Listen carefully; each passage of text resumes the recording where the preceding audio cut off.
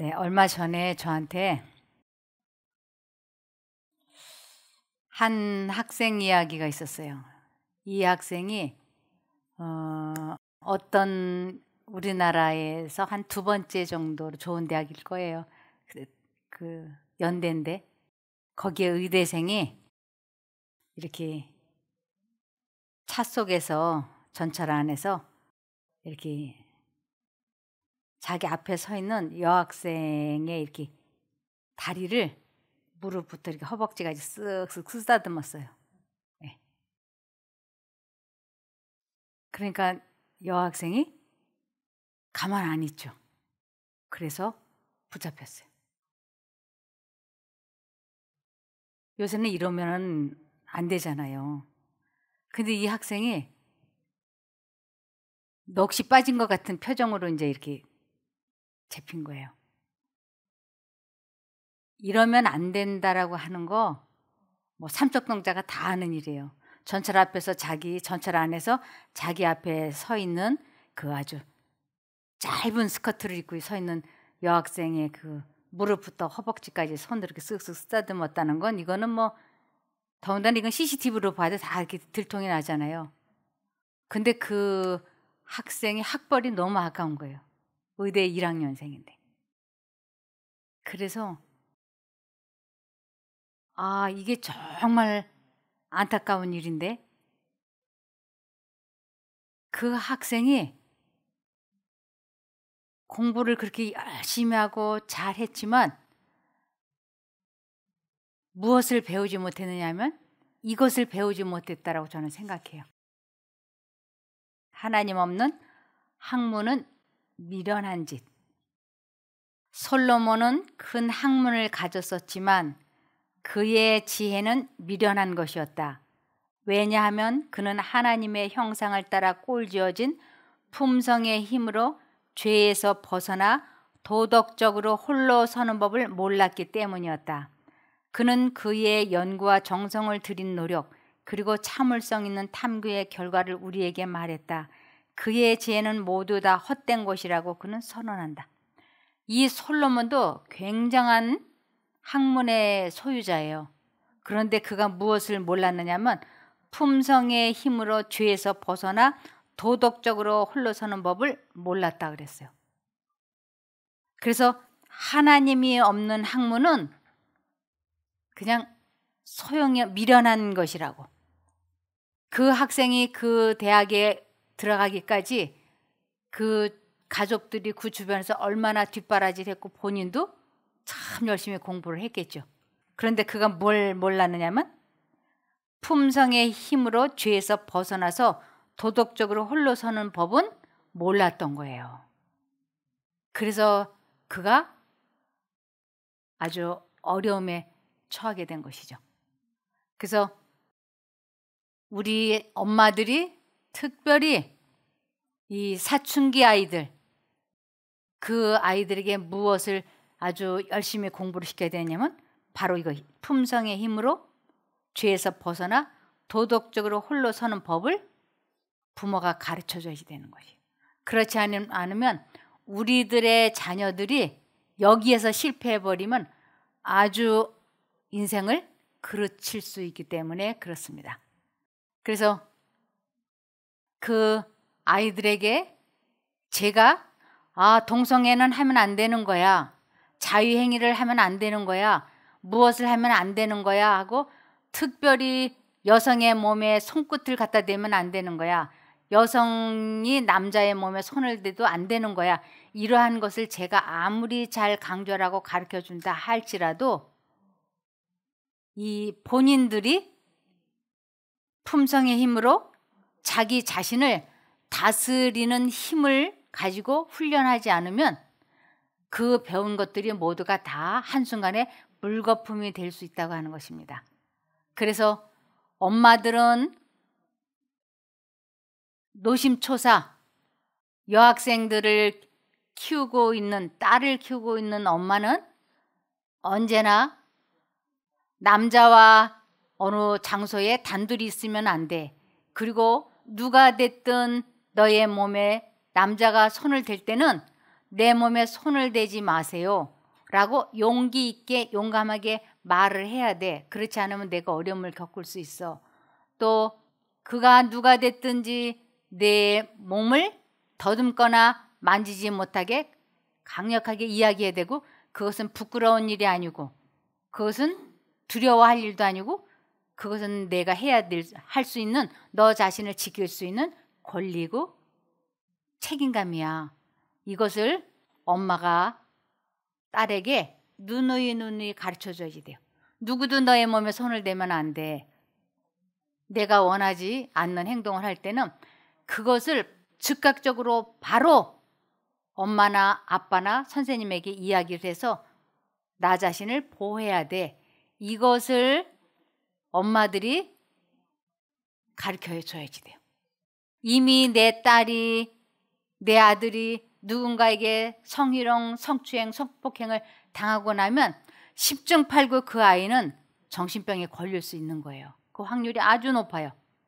그래서 내 딸을, 내 아들을 보호하기 위해서는 이것을 어려서부터 이렇게 자꾸 가르쳐 줘야지 돼요. 누구도 내 몸에 손을 대게 해서는 안 돼. 이런 것은 5살 된 아이들, 4살 된 아이들 때부터 가르쳐 줘야지 돼요. 그리고 남자 아이들에게는, 아들을 키우는 엄마들은 내가 여자아이 몸에 손을 대면 그것은 성추행으로, 성희롱으로 그 여자아이가 집에 가서 엄마나 아빠한테 이르면 너는 학교 성폭력이라고 하는 그 성폭력 그 뭐 있죠?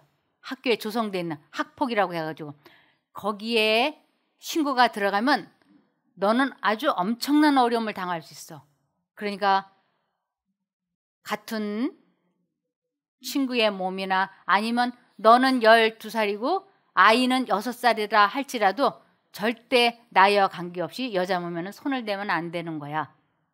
그거 손대는 거 집에 가서 부모에게 이르면 너와 우리 가족은 굉장히 어려움을 당할 수 있어. 이것을 남자아이들에게는 엄마가 아주 지나가는 말처럼 해줘야지 돼요. 그렇지 않으면 우리 아이들이 장난스럽게 아주 남자아이가 아이들 몸에 손을 대었다가 곤욕을 치르는 경우가 있기 때문에 그렇습니다. 제 아는 지인이 초등학교 2학년이에요. 그런데 같은 반 여자아이들하고 이렇게 뭐 숨바꼭질 같은 걸 했던 모양이에요. 그래서 숨바꼭질 같은 거를 이렇게 하다가 이렇게 여자아이와 남자아이가 같은 장소에 숨어 있었는데 이 남자아이가 아주 장난스러움과 또 호기심에 여자아이의 성기 쪽에다 이렇게 뚜뚜만 옷을 입고 있었는데, 그러니까 뭐 얘가 그냥 이렇게 살짝 장난치듯이 툭 했겠지만 여자아이는 이 남자아이가 지금 나의 아랫도리에다 손을 댔었다라고 느낀 모양이에요. 이것을 집에 가서 그 학부모에게 이야기하고 학부모가 이걸 가지고 학교폭력위원회에다가 고발을 했어요. 그래서 그 초등학교 2학년 된 아이가 의식적으로 그 성추행을 할 리는 만무해요. 그러나 이 문제로 이 남자아이 엄마와 그 남자아이가 아주 곤욕을 치렀어요. 그 여자아이 쪽에서 합의를 안 봐줘가지고 아주 학부모가 오고 가고 하고 여러 가지로 어려움을 많이 겪었어요. 그거를 제가 이렇게 다른 사람 이야기 이렇게 전해 들으면서 이제 우리나라도 이러한 절대 남의 몸에 손을 대서는 안 되고 내 몸을 만지게 해서도 안 된다고 하는 이 성교육을 가정에서부터 엄마가 이렇게 잘 시켜줘야지 되는구나. 그리고 그 남자아이 입장에서는 여자아이 몸에 손을 대고 싶은 그 욕망이 부글부글 사단으로부터 들어올 때 그것을 막아내기 위하여 예수님을 불러야 된다고 하는 것이에요. 그렇지 않으면 한순간에 전 인생이 흔들흔들 할 수 있는 거예요.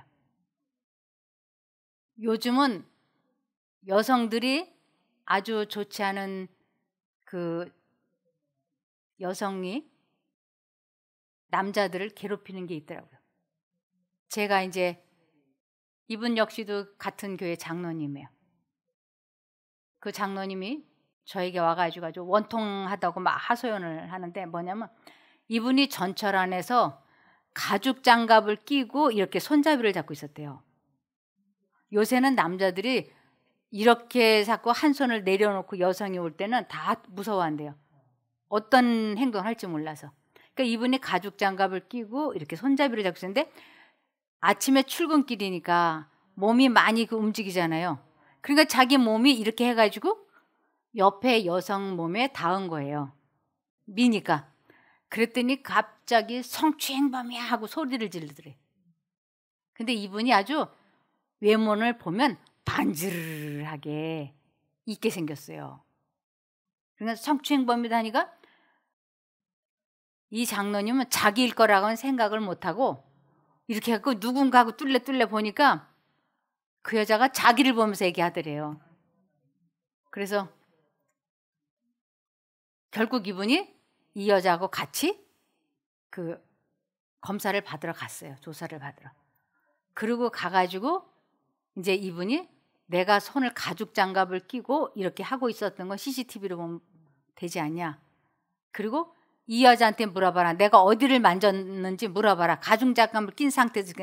그랬더니 이제 몸이 와서 닿았다. 그러니까 이거는 성추행에 들어가지 않는 데서 이제 무혐의로 풀려났어요. 그러니까 왜 여성들이 이렇게 하는가?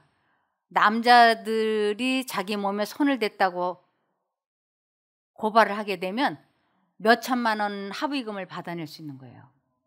그래서 절대로 이렇게 아들을 키우는 사람은 이러한 것이 요즘 현실이니까 이렇게 남자는 여자 몸에 손대지 말고 여자는 남자가 자기 몸에 손을 대지 못하도록 어려서부터 교육을 시켜야지, 당하고 난 다음에는 이게 아주 서로가 어렵습니다. 또 우리 교회 안에 이렇게 사춘기의 아이들, 남자 여자아이들이 있는데 이때 이렇게 학부모들이 미리미리 이렇게 자녀 교육을 이런 걸 시켜 놓아야 내 아이를 내가 지키고 상대방의 아이를 보호해 줄 수 있기 때문에 꼭 오늘 이 말씀을 좀 숙지해 주시기 바랍니다. 어떤 분이 저에게 이러한 것을 그 아이들을 모아놓고 이 교육을 시켜달라고 부탁을 좀 하고 싶어 하더라고요. 그런데 그것보다는 차라리 엄마들에게 말씀을 드려서, 엄마들이 요즘 세상이 이렇게 돌아가고 있기 때문에 무혐의가 또 진짜 혐의로 될 수 있으니까 아주 조심해야 된다고 하는 거 엄마들이 좀 해주는 게 낫겠다 싶어서 오늘 제가 이렇게 좀 말씀을 드리는 겁니다. 여기 솔로몬은 아주 뛰어난 사람이고 대단한 학문의 사람이었지만 어찌됐든 품성의 힘으로 죄에서 벗어나서 도덕적으로 홀로 서는 법을 잊어버린 사람이었어요. 처음에 초창기에는 됐었는데 나중에는 잊어버려가지고 완전히 아주 타락한 그러한 불신자가 되었다가 죽기 2, 3년 전에서야 겨우 돌아온 사람입니다. 이 사람이 어떤 사람인가 한번 찾아보면 이렇습니다. 솔로몬은 히브리 왕들 가운데서 지혜와 세상의 재산이 월등하게 많았지만 그는 이 모든 것이 영구적이고 진정한 행복을 얻는데 얼마나 쓸모없는 것이냐고 말한다. 그럼 사람이 어떻게 행복을 얻을 수 있는가? 창조주 하나님과 연합함으로 또한 자기를 존재하게 하신 거룩한 목적을 깨달음이로다. 창조주 하나님과 연합함으로 진정한 행복을 누릴 수 있는데 이 하나님과 연합하게 될 때만 자기 자신을 지킬 수 있기 때문에 그렇습니다. 그래서 하나님과 하나가 되기 위하여 우리는 이 세상에 태어난 거예요. 우리는 이 세상에 태어나자마자 하나님과 분리되어 있는 죄인입니다. 그래서 예수님께서 이 세상에 오시자마자 무슨 말씀부터 하셨느냐면 마태복음 4장 10절에 그때부터 예수께서 선포하여 말씀하시기를 회개하라 하늘나라가 가까웠다 라고 하였습니다.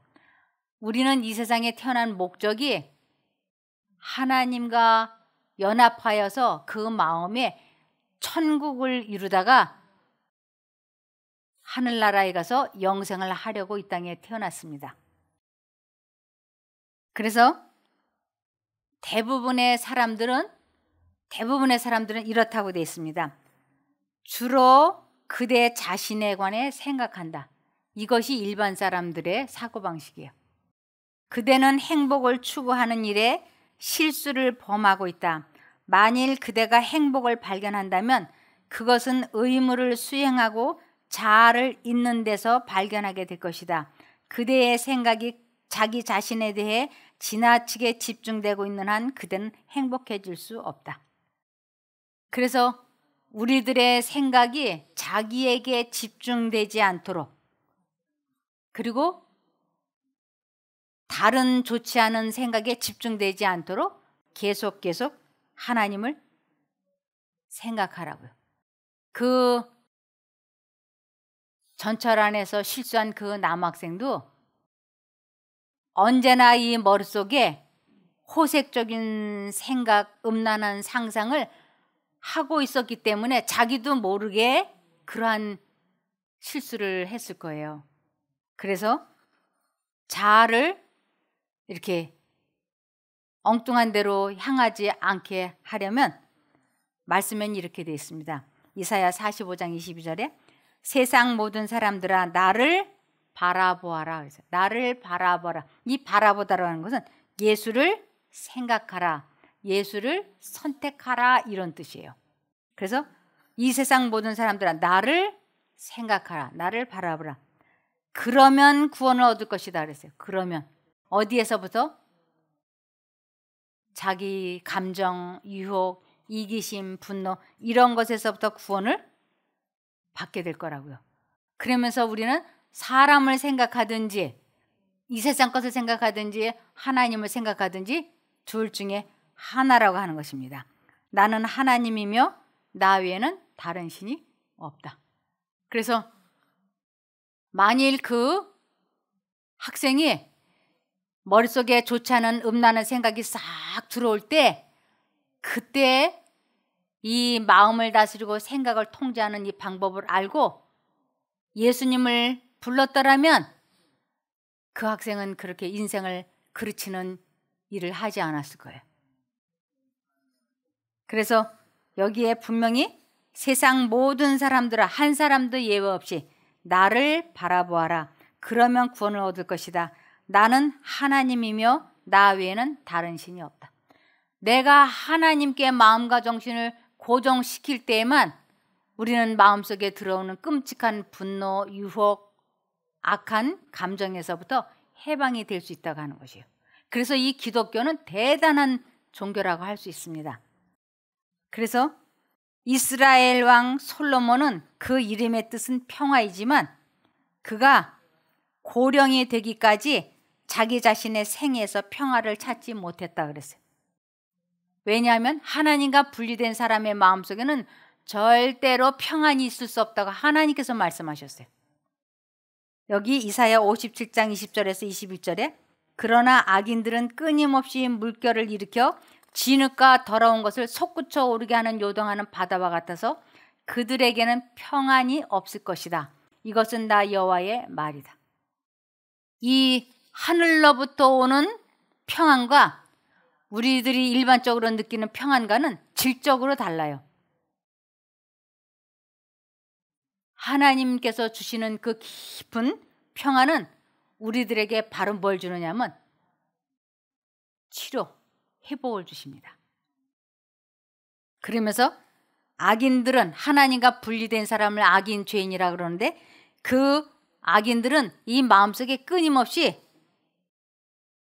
물결이 출렁출렁 하는 것처럼 이 생각 저 생각 이 생각 저 생각 이러한 걸로 말미암아 마음이 언제나 잡념이 가득해서 평안할 수 없다고요.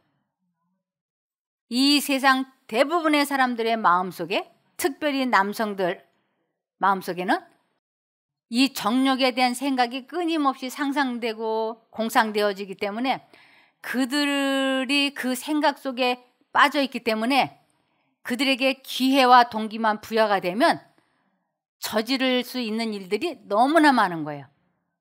그래서 그러한 생각을 통제할 수 있는 길은 단 하나예요. 언제나 하나님을 바라보는 것, 그리스도를 선택하는 것밖에 없다고요. 그래서 요한 1서 2장 15절에서 16절에 여러분은 세상이나 세상에 속한 것들을 사랑하지 마십시오. 이 사랑한다라고 하는 건 생각하다라는 뜻도 포함이 되어 있어요. 그래서 여러분은 세상이나 세상에 속한 것들을 생각하지 마십시오. 누구든지 세상을 사랑하면, 이 세상에 속한 것을 생각하면 그 사람에게는 하나님 아버지에 대한 사랑이 없습니다. 우린 둘 중에 하나예요. 하나님을 생각하든지 이 세상에 속한 사단을 생각하든지. 그런데 우리는 가만히만 있으면 그냥 이 세상 것에 마음을 빼앗겨서 이 세상 것을 사랑하게 돼 있어요. 생각하게 돼 있어요. 그래서 하나님 아버지에 대한 사랑이 없다고요. 세상에 있는 모든 것, 곧 육신의 정욕과 눈의 욕심과 삶에 대한 자랑은 모두 아버지에게서 나온 것이 아니라 세상에서 나온 것입니다. 이 세상은 사단으로부터 온 것입니다라는 뜻이에요. 그래서 사단은 우리들 마음속에 끊임없이 이 세상 것들에 대한 생각을 주입을 시킵니다. 솔로몬은 왕이 되어서 초창기에는 아주 지혜로운 사람이었어요. 그리고 그는 자기 마음을 다스리고 감정을 조절할 수 있는 힘을 소유한 사람이었어요. 그래서 이러한 왕은 전에도 없었고 후에도 없었다 그랬어요. 그랬던 그가 어떻게 됐느냐면 솔로몬이 하나님의 은혜로 자기에게 주어진 지혜와 영광과 능력의 근원을 잃어버렸을 때 본래의 성향이 이성을 지배하게 되었다 그랬어요. 그 지혜와 영광과 능력의 근원, 하나님과의 관계를 잃어버렸을 때 본래의 성향, 옛 습관이 도로 살아난 거예요. 그래서 본래의 성향이 이성을 지배하게 되었다. 하나님께 대한 확신과 거룩한 인도하심에 대한 신뢰는 저절로 무너지고 자기 신뢰와 자기가 하고자 하는 대로 선택하려는 경향이 커졌다. 그래서 솔로몬이 자기 인생을 그르칠 수밖에 없는 삶이 하나님과 관계가 분리되었기 때문이라고 말씀하고 있습니다. 이성이 점점 더 기분에 지배됨으로 우리들이 기분 내키는 대로 하면 안 된다고 하는 것이죠. 솔로몬의 도덕적인 감수성은 둔해지고 그의 양심은 마비되고 그의 판단은 왜곡되었다. 무신론적 회의와 불신이 그의 마음을 완고하게 하고 도덕적인 원칙을 약화시키고 그의 생애를 타락시켜서 결과적으로 완전한 배교에 이르게 되었다. 수년 동안 그는 파멸로 이끌어갈 어리석은 행위로부터 돌이키려는 노력이 헛됨으로 괴로워했다. 솔로몬은 하나님과 연결이 되었을 때, 자기 마음이 하나님과 연합이 되었을 때 자기 마음을 다스리고 자기 감정을 조절할 수 있는 힘을 소유했을 때 그 마음에 이르러왔었던 그 깊은 평강, 그것이 사라지고 이제 본성대로 인생을 살게 되면서 그는 어리석은 행위로부터 돌이키려고 노력을 했지만 불가능했어요. 그래서 하나님의 은총을 회복하려고 했으나 오랫동안 낭비한 신체적, 정신적인 능력을 기적적으로 되찾지는 못했다. 죄로 인해 인간의 모든 기관은 교란되고 정신은 타락하고 상상력은 부패했다. 그리고 솔로몬의 뉘우침이 자기가 뿌린 악의 결실을 막지 못했다. 그래서 하나님과 깊은 관계를 가졌다 할지라도 죄를 선택함으로 하나님을 생각하지 아니고 죄를 생각함으로 하나님과 관계가 분리가 되면 다시 하나님과 관계가 이어지기가 쉽지 않다고 하는 것입니다. 그러므로 우리들 보고 하나님은 이렇게 말씀하십니다. 에베소서 5장 16절에 세월을 아끼라, 때가 악하니라. 우리들 모두에게는 시간이 많지 않아요. 10년, 50년이 보장되어 있지 않아요. 언제 어느 때 무슨 일이 있을지 모르기 때문에 이 시간에 하나님을 잘 마음에 모시라고요. 그러면서 전도서 12장 13절에 내가 들은 모든 것의 결론은 이러하다. 너는 하나님을 경외하고 그분의 명령을 지켜라. 이것이 사람의 본분이다. 사람의 본분, 이 땅에 태어난 목적을 이루는 것은 하나님께 순종하고 그분의 뜻에 순종하라. 이것이 사람이 태어난 목적을 이루는 것이라고 말씀하고 있습니다. 그래서 우리들의 자녀들에게 지금 우리 이 엄마들 나이대가 아이들 공부하는데 뒷바라지 해주기 위해서 정말 이제 목숨 걸잖아요. 저도 여러분만한 나이일 때 제가 우리 두 아이들 그 뒷바라지 해주기 위해서 정말 관심 많이 쏟았었어요. 근데 지금에 와서 이렇게 생각해 보면 품성의 힘으로 죄에서 벗어나 도덕적으로 홀로 서는 법을 가르쳐 주는 것, 이것이 행복하고 이 세상에서도 잘 되고 천국에까지도 갈 수 있고 영생도 얻을 수 있는 유일한 방법이란 걸 알게 됐어요. 그럴 때만 우리 자녀들과 또 우리 부모들도 주변 사람들도 진정으로 행복을 갖는 사람이 될 수 있습니다. 그렇게 되기를 바라며 말씀을 마치겠습니다.